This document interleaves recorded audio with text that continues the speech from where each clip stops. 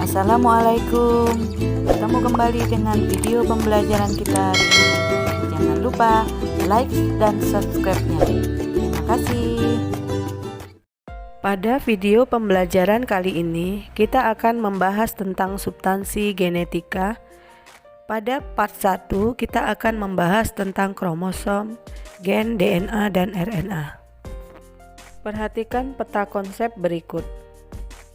Pada komponen genetika, kita akan membahas tentang kromosom, gen, struktur dari DNA dan RNA, kemudian kita juga akan membahas tentang sintesis protein, bagaimana prosesnya dan tahap-tahapannya.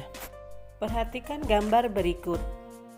Dari gambar terlihat seorang ayah dan anaknya, di mana kita bisa melihat ada kesamaan dari bentuk telinga, kemudian bentuk mata, bentuk hidung, dan warna kulit.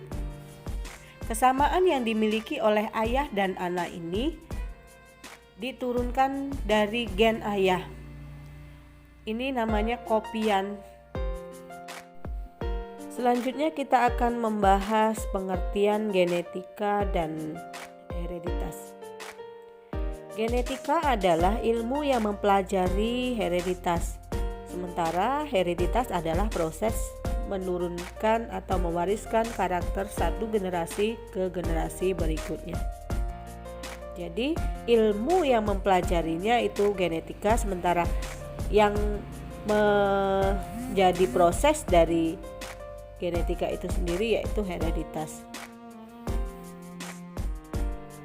Komponen genetika terdiri dari satu kromosom, yang kedua gen, yang ketiga DNA, dan yang keempat RNA. Kita akan membahas tentang kromosom. Kromosom adalah kumpulan benang-benang halus yang mudah menyerap warna dan berfungsi sebagai penyimpan informasi genetik. Komponen kromosom terdiri dari sentromer, telomer, matriks, kromomer, kromonema, dan satelit. Perhatikan gambar kromosom berikut. Kromosom berbentuk X, di mana di tengah dari kromosom itu ada bulatan yang namanya sentromer. Kromosom memiliki panjang 12 sampai 50 mikron atau 12 sampai 50 kali 10 pangkat min 6. Sementara lebar dari kromosom itu 0,2 sampai 20 mikron atau 0,2 sampai 20 kali 10 pangkat min 6. Kromosom itu tidak akan terlihat jelas kalau tidak pada tahapan pembelahan, di mana tahapan pembelahan pada tahap metafase. Yang terlihat itu hanya dalam bentuk benang-benang atau nama lainnya yaitu kromatin. Kromosom terdiri dari kol atau gulungan-gulungan, di mana gulungan-gulungan ini terdiri dari protein, histon, dan DNA. Jadi DNA ini berupa benang-benang, di mana kalau DNA itu benangnya itu berupa double helix atau dua helai yang diliputi dengan protein histon yang berupa bulatan-bulatan itu. Dan kemudian dia memadat membentuk kromosom. Sekarang kita akan membahas tentang struktur kromosom. Kromosom terdiri dari dua bagian. Yang pertama kepala yang sering dinamakan dengan sentromer, dan yang kedua lengan kromosom, di mana lengan ini nanti terdiri dari beberapa bagian. Di antaranya ada telomer, ada matriks, ada kromonema, dan ada satelit. Kemudian kita akan membahas yang pertama itu sentromer. Sentromer adalah daerah kontriksi atau pelekukan di sekitar pertengahan kromosom, dan biasanya sentromer ini tidak menyerap warna.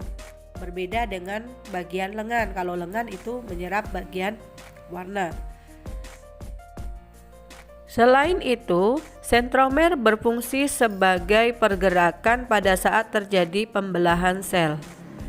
Dia akan menggantung pada benang-benang spindle yang akan menggerakkan pada saat proses tahapan dari pembelahan tersebut. Misalnya pada saat berada di metafase dia akan berada di tengah, kemudian pada saat anafase dia akan bergerak ke kutub masing-masing. Nah, pergerakannya ini akan dikontrol oleh benang-benang spindle dan sentromer. Kemudian yang kedua, kita akan membahas tentang lengan kromosom, di mana terdiri dari telomer, matriks, kromomer, kromonema, dan satelit.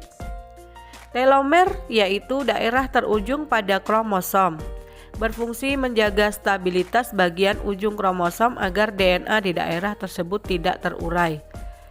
Kemudian matriks yaitu cairan kromosom yang berfungsi untuk metabolisme dan nutrisi. Selanjutnya kromomer, bagian dari kromonema yang mengalami penebalan. Di dalamnya terdapat lokus yang menjadi tempat kedudukan gen. Nanti kita akan membahas gen. Kita lanjutkan. Selanjutnya ada kromonema, yaitu benang-benang pada lengan kromosom yang berfungsi membawa informasi genetika. Kemudian yang terakhir yaitu satelit, yaitu bagian ujung kromosom yang membentuk tonjolan yang berfungsi mencegah terjadinya perlekatan antara lengan kromosom satu dengan kromosom yang lainnya. Selanjutnya kita akan membahas tentang macam-macam kromosom. Yang pertama, berdasarkan fungsinya, kromosom terbagi menjadi dua, yaitu yang pertama autosom atau kromosom tubuh, di mana dia berfungsi membawa sifat atau ciri-ciri sel tubuh. Kemudian yang kedua gonosom atau kromosom kelamin yang berfungsi membawa ciri atau jenis kelamin yang terdiri dari kromosom X dan Y, di mana nanti kalau XX nanti akan berjenis kelamin perempuan, sementara kalau XY akan berjenis kelamin laki-laki. Perhatikan gambar berikut. Pada gambar terlihat perbedaan antara kromosom pria dan wanita. Jumlah kromosom pada pria dan wanita itu jumlahnya sama, yaitu 46 buah atau 23 pasang. Yang menjadi perbedaan pada kromosom nomor 23 itu ada perbedaan pada wanita, itu kromosomnya sama atau homolog, sementara pada pria itu kromosomnya tidak sama atau heterozigot. Di mana penulisan pada jumlah kromosom autosom itu 44A atau 44 autosom ditambah XX atau XY. Jadi jumlahnya yaitu 46 buah. Untuk bentuk pasang itu penulisannya 22AA, maksudnya 22 pasang kromosom autosom ditambah XX atau XY. Jadi jumlah totalnya itu 23 pasang. Kemudian untuk kromosom gonosom atau kelamin terdiri dari 23 buah. Untuk perempuan itu 22A plus X. Sementara untuk laki-laki itu 22A plus X atau 22A plus Y. Karena dia hetero, maka jenis bentuk dari gonosomnya itu dua macam atau dua tipe. Selanjutnya kita akan membahas macam kromosom berdasarkan bentuk atau letak sentromernya. Kromosom terbagi menjadi 4. Yang pertama telosentrik, yang kedua akrosentrik, yang ketiga submetasentrik, yang keempat metasentrik. Perhatikan gambar. Dari gambar terlihat yang pertama itu telosentrik, di mana sentromer berada di ujung lengan kromosom. Kemudian yang kedua itu akrosentrik, sentromernya berada di dekat ujung lengan kromosom. Kemudian yang ketiga itu submetasentrik, sentromernya berada agak di tengah lengan kromosom sehingga kedua lengan tidak sama panjang. Kemudian yang keempat itu metasentrik, jika sentromernya berada di tengah-tengah kedua lengan kromosom. Baiklah, kita akan membahas tentang gen. Istilah gen dimunculkan oleh W. Johansen, di mana gen adalah unit terkecil dari materi genetik yang menyandi satu karakter makhluk hidup. Letak suatu gen dalam kromosom disebut lokus. Lokus adalah lokasi atau tempat, sementara alel adalah gen yang menghuni lokasi tersebut. Letak gen-gen yang terdapat pada suatu kromosom disimbolkan dengan garis-garis pendek horizontal yang melewati garis panjang vertikal. Garis panjang vertikal menyimbolkan kromosom. Perhatikan gambar.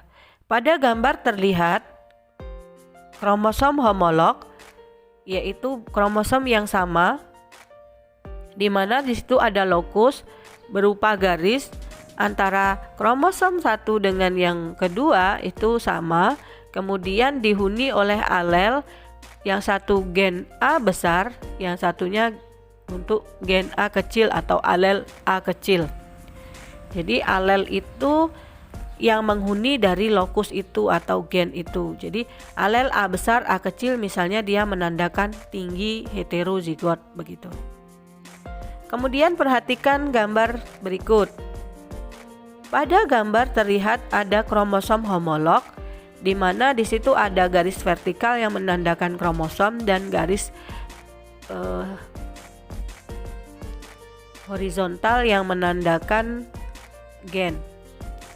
Di situ ada alel A besar A kecil, kemudian B besar B kecil, C besar C kecil, D besar D kecil, yang dinamakan alel heterozigot. Kalau dia bertandakan huruf besar berarti dia dominan, kalau dia bertandakan huruf kecil atau A kecil misalnya, itu berarti namanya gen resesif.